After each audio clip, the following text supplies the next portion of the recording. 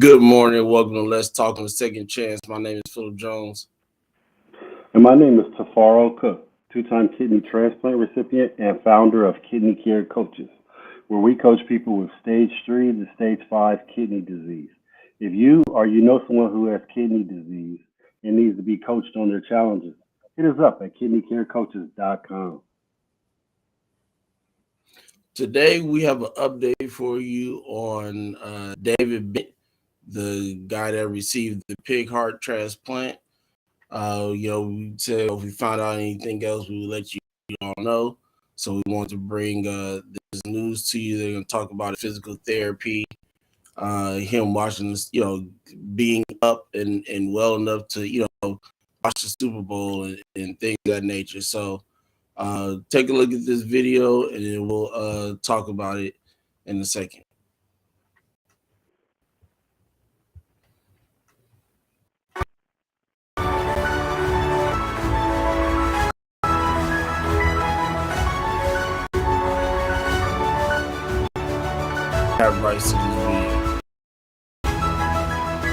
Welcome to Frontline News from the University of Maryland's Medicine News Center. I'm Larry Roberts. Coming up, the official launch of the Center for Advanced Research, Training, and Innovation, and celebrating diversity during Black History Month. But first, an update on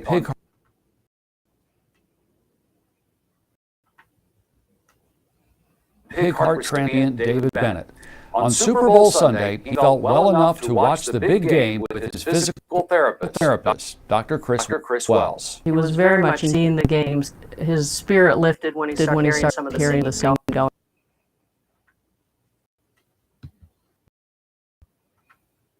going on. Really like he was quite engaged and emotionally by the song that was going on, America the Beautiful.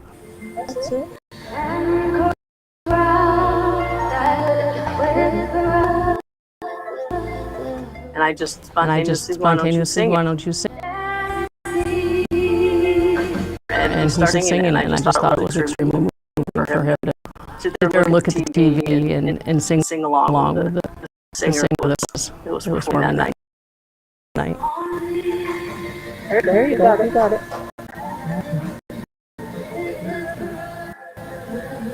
It was very emotional. It was a very special memory that I'll always cherish. That was awesome. A board-certified cardiovascular, pulmonary, and critical care specialist, Dr. Wells, has been working with Mr. Bennett for months. Not only on the building blocks that allow us to move and do the things we want to do in life, like strength, balance, coordination. But then using those building blocks to build functional activities, like being able to roll, sit up out of bed, sitting balance, and hopefully then standing and getting into a chair. One of my biggest goals for him right now, the most immediate goal for him, is to actually be able to get him to a point where he can sit up out of bed, into a chair, up long enough he can actually take him out of the Bennett's recovery has been slow due to the severity of his illness before the transplant. He's quite courageous. There's lots of people out there rooting for him that contact me all the time saying how they were rooting for him. And it's a pleasure working with him. Recovery segment, the official launch of the Center for Advanced Research, Training, and Innovation, or CARTI. A new resource for all faculty. CARTI provides training and research, scientific communication, and leadership skills. CARTI led by Dean Reese as he trends back to the faculty after 16 years as dean. CARTI is really intended to be a centralized that individuals, senior fellows, junior faculty, or even middle level faculty actually enter. And we will have counselors who will be able to provide advice to individuals as to what track or what aspects of the CARTI offerings they may wish to take. CARTI will expand and build on the Success Search Career Development Program, which developed in 2007. Dean Reese and UMB President Bruce Gerald, who was then Executive Vice Dean for this medicine. CARTI will now expand on the research development office by expanding the training that we have, not only for early stage investigators, but also investigators who are also engaged in their career, whether mid or senior stage investigators.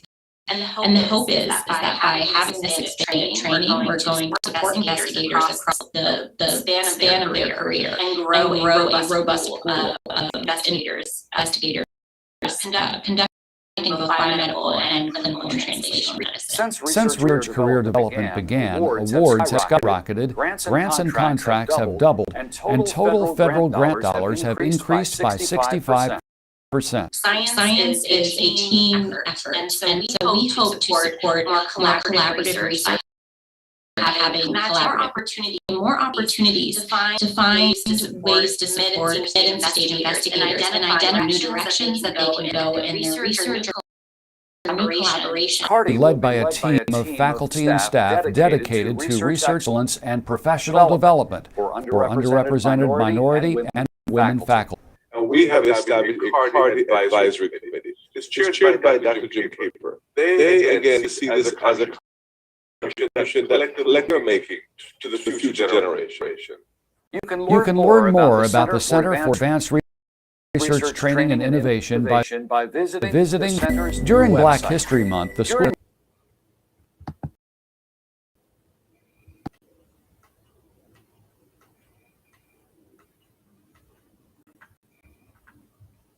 I think you're mute.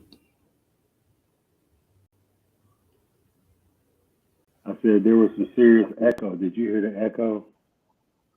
I didn't actually. But that's the thing. For some reason, I get different. I see things differently from my end than you do from your end. We'll talk about that later, though. But yeah, it's good to see that. See him pushing to live and sitting up, being able to watch the Super Bowl and things like that. Because if he wouldn't have made that decision to take that pig heart, he wouldn't have been watching nothing. He'd been watching the back of his eyelids and taking the trip to the good Lord. So I'm glad to see him still, fighting. He took a chance, on something, and that's sometimes what you got to do in life is take chances. So you don't know 100% what the outcome's going to be. And sometimes you just got to say, let's do it, and roll with it. So, happy to see him, recuperating well and doing his physical therapy and, getting back in the swing of things. And, I hope he's, up walking around and making those progressions real soon. The biggest thing about this whole situation is what they're learning. What they're learning for someone else and the information that I'll call it data. The data they are capturing right now, to see how the heart is working inside a human being, what anti-rejection medications they have to use, what specialized knowledge that they have to use that will make it easier for somebody else to get a heart from a pig, a kidney from a pig, whatever the organ may be in xenotransplant. And that's what the biggest thing is in information. I'm happy to see the gentleman doing good too. And we also have to take in consideration where he came from. He wasn't in the best of health in the first place. So, just getting him back to, sitting up, eating regular foods, him watching the Super Bowl and singing. These are miraculous movements, moving the needle in the right direction because, he was on an LVAD and stuff like that. And he had like days, if hours to live. And now, like you said, they prolonged his life. He's he's what you call thriving. When you listen to the other video that you and I looked at, they were talking about the organ is not even near rejecting. It's doing what it's supposed to be doing. In fact, it was doing so good that the doctors had to slow the heart down. They had to slow the pig heart down because it was pumping so fast and so good. So they had to slow it down for him so his body could catch up with it. So, moving this needle in the right direction, seeing somebody get a xenotransplant, not just a kidney transplant outside of the body, but we're talking about uh, organ that's placed inside this man. And he keeps on asking the doctor, when can I go back home? When can I go home? This is pretty amazing, from where we came from. Can you imagine what it's going to be like in 5 to 10 years after this transplant? How much advancement we'll get with them putting this in Mr. Bennett to see the outcomes. They had okay, we can't do this, we can do that, we can't do this, we can, they're learning so much information. So can you imagine what it's going to be like in 5 to 10 years, Philip? I mean, they're going to make leaps and strides between now and 5 to 10 years from now, and not just off of what they learned from Mr. Bennett, but with the people that they're putting in place to work this thing, learn just in general. Like you said at the end there, they were talking about Cardi.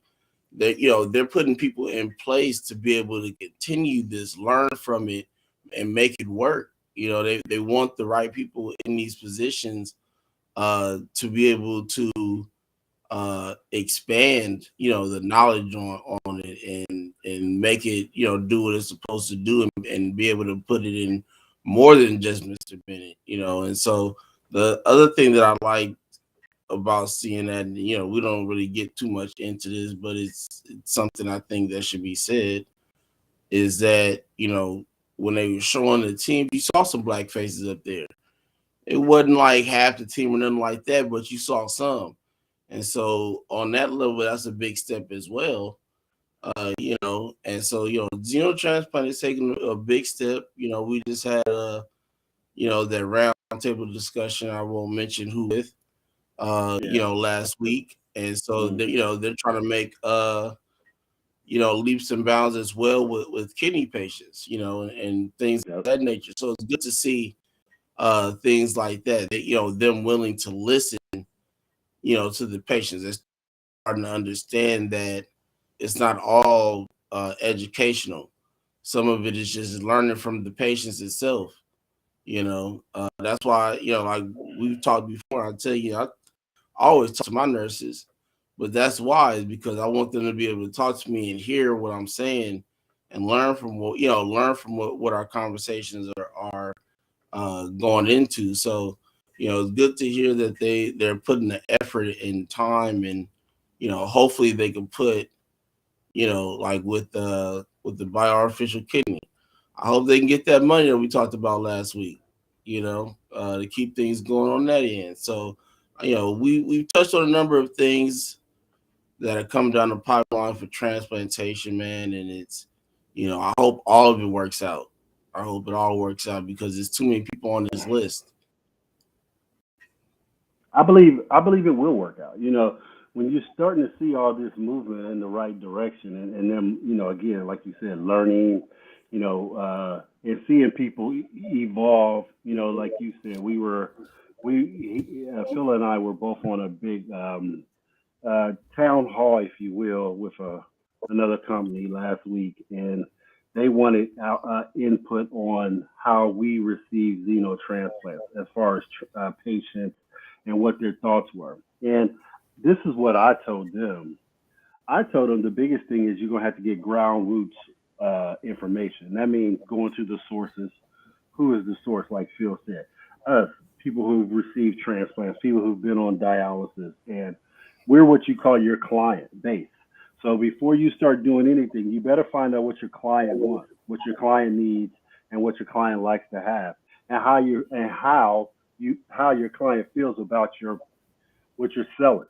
And that's what this was about. And hopefully it was a great feedback, because this is what they need so they can move forward and start having maybe artificial kidney, a xenotransplant, any of these type of things, because they're coming here, and like I said, in 5 years they will be the norm. If you talk to Phil and I, they're the norm to us. We start hearing this, we start talking about it on our podcast in 2021.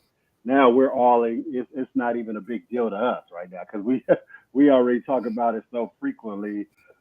So now for the normal people who aren't in transplants, they're going to start hearing about this and they're going to be shocked at first, probably like how we were. But eventually they'll get over the shock and everything. They'll be like, okay, this is just a new thing. Again, though, we've been accepting pig vows in our hearts for the last 20, 30 years, and no one's ever even blinked an eye at that. And now we're talking about putting the whole organ of a pig inside of a human to work for them.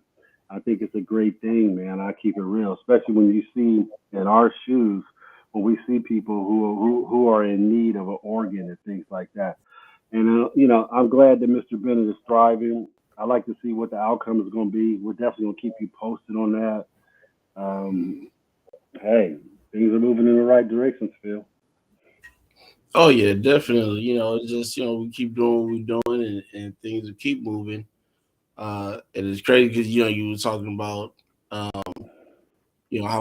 people been getting pig heart valves and things like that, and I think like you said, the normal people who aren't full into this, when they hear they hear like they kind of not necessarily get scared, but it'll kind of get to them a little bit.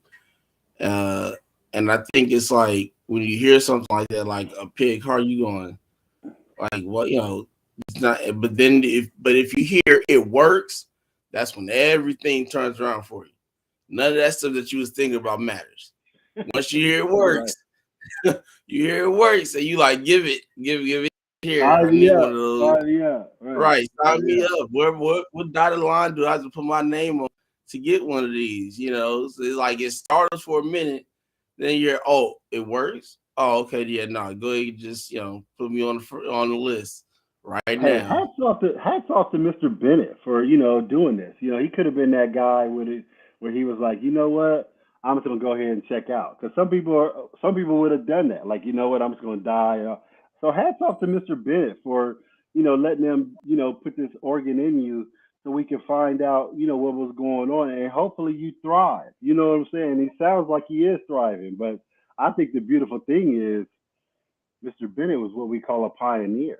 Sometimes we have to Definitely. pioneer these things. They were calling me a pioneer, not to brag, but they were calling me a pioneer because we did the six incompatible transplant. That was pioneering things when it first started happening. Now it's routine. Now we're seeing kidney swaps like it's nothing. But when you're one of the first ones to do it, you're in that pioneering stage. Somebody to get as much as plasmapheresis I got. That was pioneering stages. But now we're getting so much medications that work is so better for people and everything. So yeah, great video, man. Great talk. Hey, we're trying to bring you the great information on here. And what's crazy also that you brought up, about having that decision to say yes to it or take, just say, no, I'll go ahead and call it a day. I'm good. I lived a good life. It is the fact that he's an older gentleman.